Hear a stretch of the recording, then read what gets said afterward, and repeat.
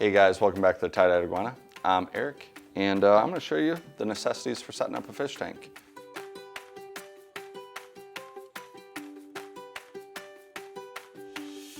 First off, we're going to start with the tank. After that, we do recommend adding in your substrate.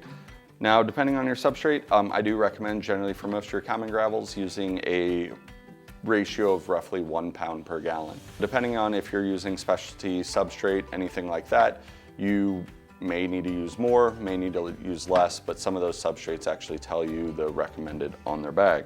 After that, deciding on your filtration is key. Now I have two types of filtration sitting up here. One is going to be our air pump with a sponge filter. This is going to be the most basic style of filtration, but works really well for any type of system that you're running. It's pretty low tech. It takes a little bit longer sometimes to set up, but definitely does good filtration.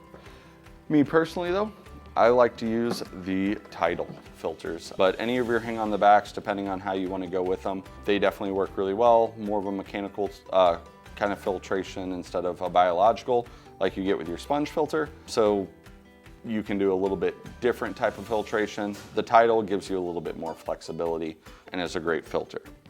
After you fill up the tank with water, we do have all of our chemicals that we add in. Prime is probably the best tap water conditioner on the market. Then we also have Stability, which is going to be a great biological starter. So it's going to help with that bacteria, to help with the nitrogen cycle and getting that going. Now this kit also comes with the product known as Pristine. Pristine is a great one that just helps break down any sludge and helps with a little bit more of a bacteria boost inside the tank.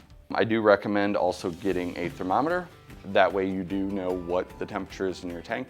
Depending on your fish, every fish has a little bit different of a temperature range, whether it be goldfish that can tolerate something cooler or going up to things like discus, which definitely prefer something hotter. Most of our community fish though, we usually keep in that 78 to 82 range, and they stay completely happy and fine. Speaking of temperature, you also do need a heater to warm up your tank, or not, depending on if you have goldfish or something. But otherwise, a heater is pretty necessary for your species. The next part is actually deciding what we're going to do with the top. I like to use a glass top, and the glass tops just fit snugly across the top. You can cut out your areas for whatever filters or air bubblers, things like that you can put in. And then I like to use just a LED. The LEDs definitely are going to help brighten up the tank depending on what style you go with. Your strip lights can be moved front, back, you can put multiple. Gives you a lot more range of options with going with the glass top. Other options though are kind of your built-in hoods, such as this one here. Now your hoods, the pre-molded hoods like this do have a lot more functionality than they used to. Instead of just running some basic fluorescent lights or incandescents in there, some of them are more of a modular LED system that allows you to really kind of design it to your needs, whether you want it mainly for plants, whether you want it for just brightening up the fish. It's going to be really kind of up to you on how you adjust and play with that. Other than that though, that's pretty well your basics for your fish tank. This is at least going to get you started, get you on the road, and kind of get you going to the next step. And that might be adding in CO2 systems or crazy lighting or however you want to go.